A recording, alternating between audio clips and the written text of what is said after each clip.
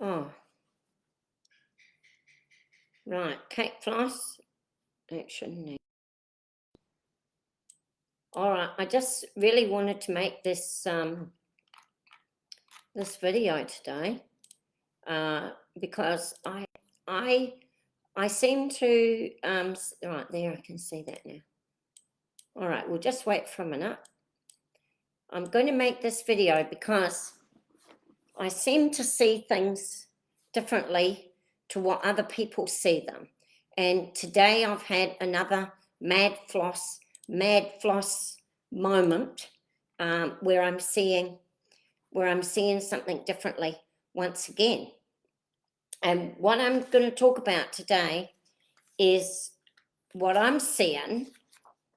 And you can call me crazy if you want, but I'm going to just show you this here.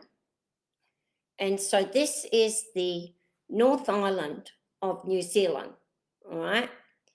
And then I'm going to show you, is it still live? I think it is. Then I'm going to show you this one here. And this is the South Island of New Zealand. And they've tried to give us this cockamamie story that it's something to do with the traffic light system. But I'm saying to you that it isn't. I don't think it is. I think that they have separated New Zealand again. And I think that this red area here, I'm thinking that this red area belongs, I think that the tribe, it's called the Ngāpuhi tribe. I think that the original tribe of 1835, their descendants have got together and said that they want out of the treaty. And I think in my conspiracy theory, my own conspiracy theory, that because these areas here, you see, I'll show you on the other one here. You see this area here up the top, when the country was taken, this is Auckland here, when the country was taken, this area was managed, as far as I know, by that tribe. Now, if you're a Maori, a New Zealand Maori, and you have got any idea about the tribes that were in these two areas and any information for me, because I'm not up to speed on the New Zealand Maori tribal areas and stuff like that.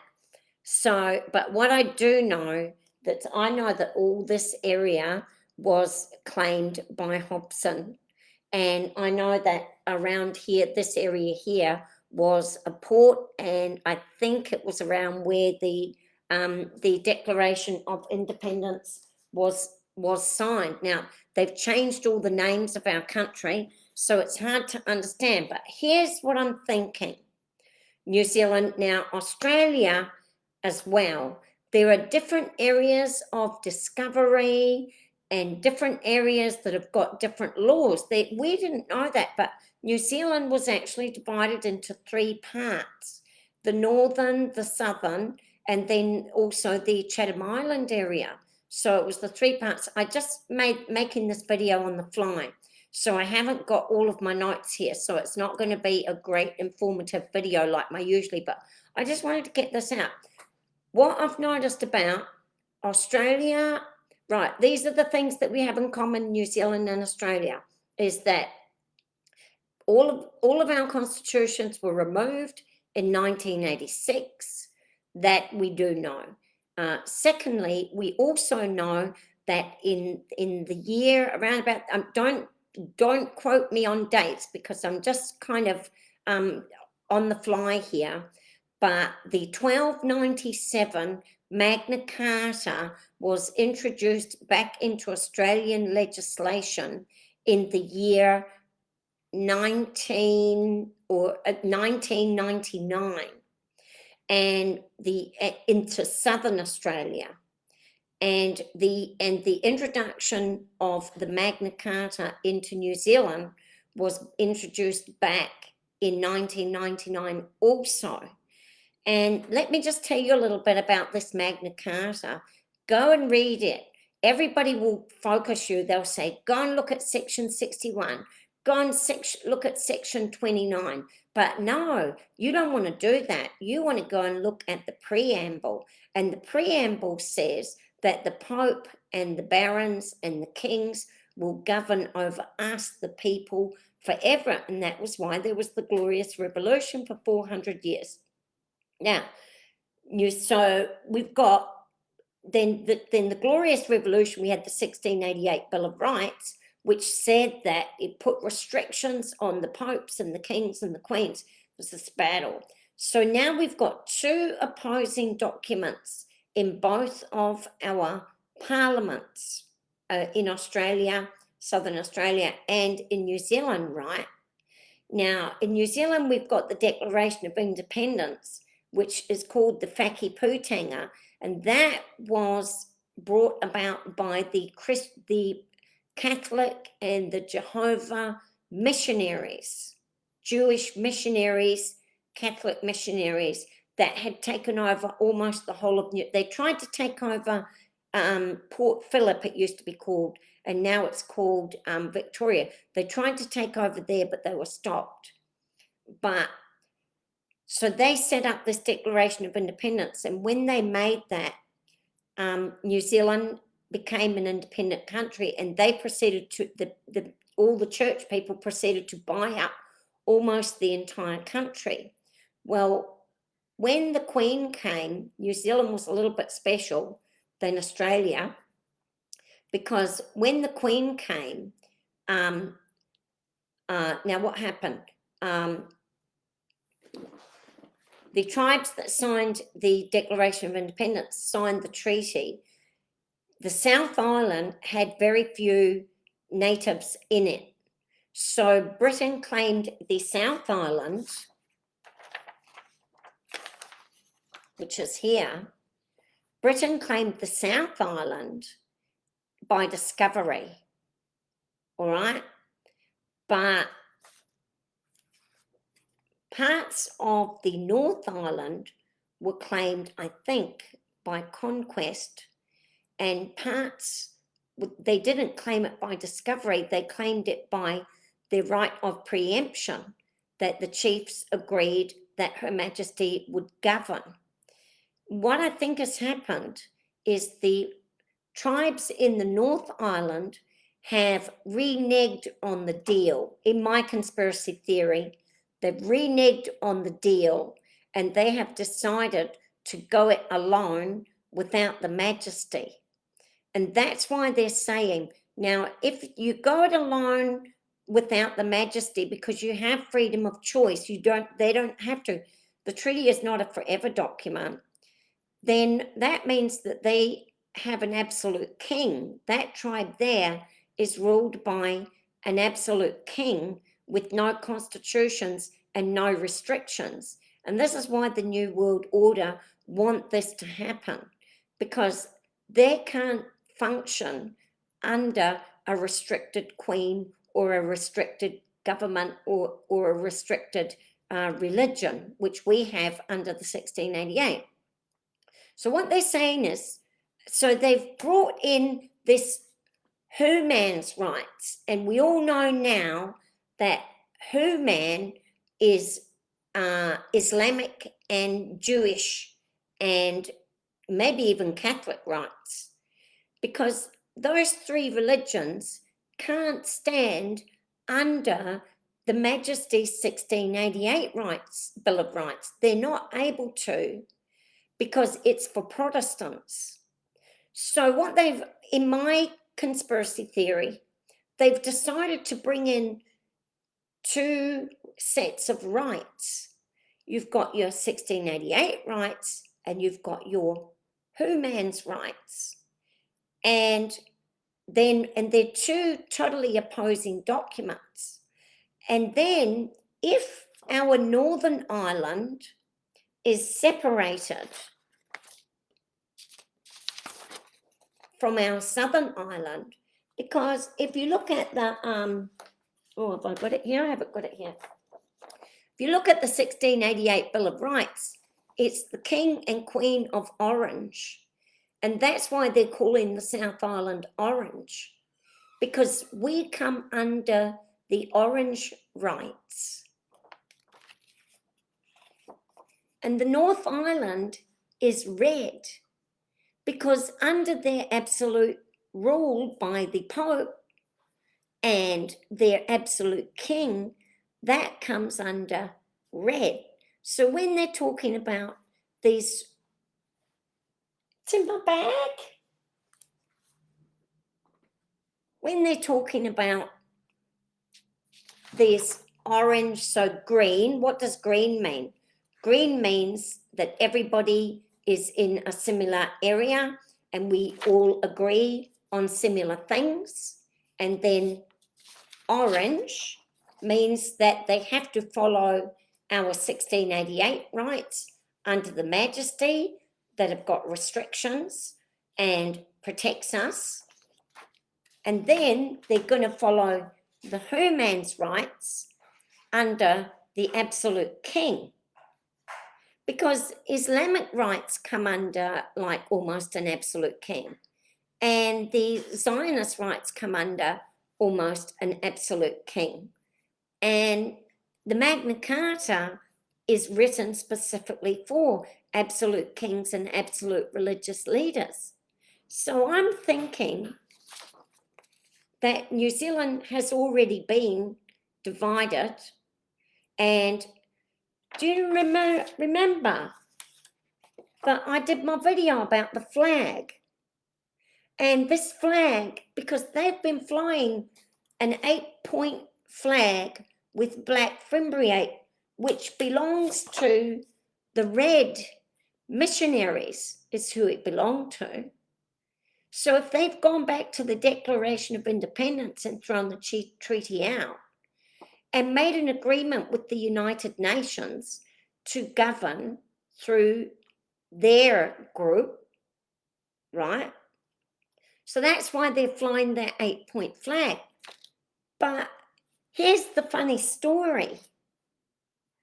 The true 5-point flag with the white outline, which is the true one given by the King in 1834 for shipping in New Zealand, is not in the North Island. And I was thinking, it's very weird, but do you know where it is? It's in the South Island on a marae. And I was thinking, why would this flag be on the South Island? Why wouldn't it be on the North Island? Well, it would go with the Queen, wouldn't it? So it's travelled with the Queen to our part of the country that is governed by British law and of discovery.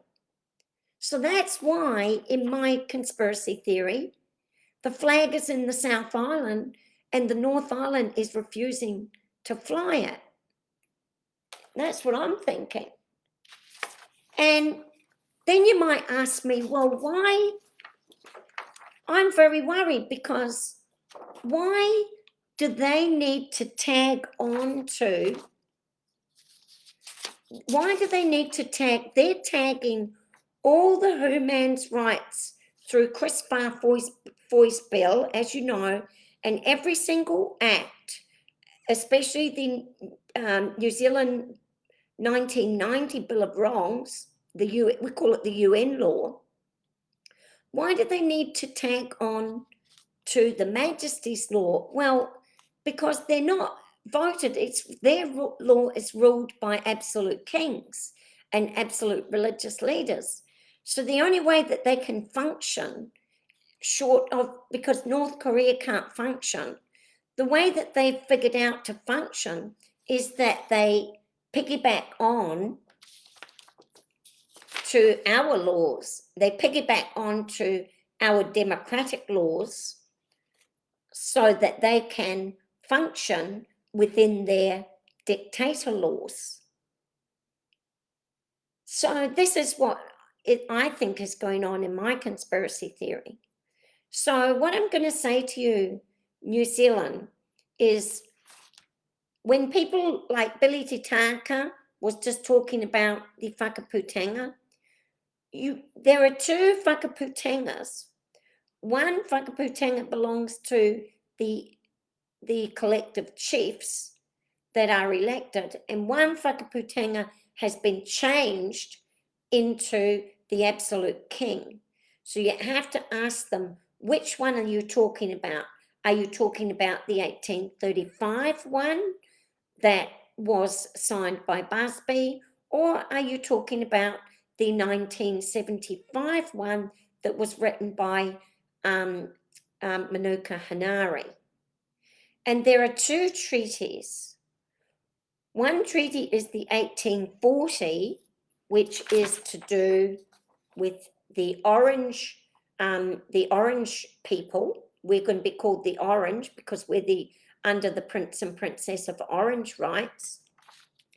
And then there's the 1975 translation by Hugh Cafaro, and in that, New Zealanders have been removed as subjects, and that is called Tiriti, and that is in a co-governance under the AI law, a co-governance with the United Nations.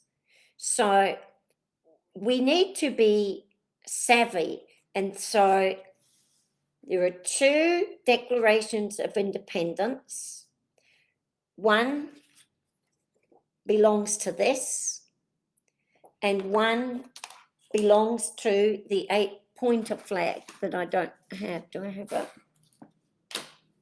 Okay, one belongs to the dictatorship, one Declaration of Independence, and one Declaration of Independence belongs to matches with the king. All right? There are two treaties. One treaty has you as subjects, and you come under the Princess and Prince of Orange in the 1688 Bill of Rights. And one is called the Tiriti, and you come under the Humans laws, and that is not governed by the Majesty, the Queen. That is a queen of government. All right? And what else are there two of? And there are two Bills of Rights. One Bill of Rights is for a democratic rule and of the 1688 Bill of Rights, and one Bill of Rights is the 1990 Humans Rights, which we've talked about in other videos. So there are two of these, and then what they're doing is piggybacking on the Dictator onto the democratic so that they can get around all of the restrictions that are put on popes and Zionists and kings and barons and all of these people. They want to get around all those restrictions, but they can't get around them because the people will fight. So they're going to try and do it sneakily by a piggyback system. But eventually, you'll end up with this system. So in New Zealand, each person, I haven't talked about this, but I will talk about it. So each person has a sovereign. Immediately when you're born, I'll do another video about this, but immediately when you're born, you're given, you have a sovereign. I've got 4 minutes left. You have a sovereign power. And everybody gets one sovereign. And when you were born in New Zealand pre-1983, your sovereign was automatically put into the Majesty of England's basket with your 1688 Bill of Protections. But after 1983, your sovereign is put into the basket of the United Nations law because they have sneakily signed up all of the Indigenous people into United Nations law. So you're no longer going to go into the basket of the Majesty. You're going to go into the basket of the United Nations is where you're going to go. So what I want you to do is to be careful, which whenever people ask you to events, you have to say to them, where do you stand?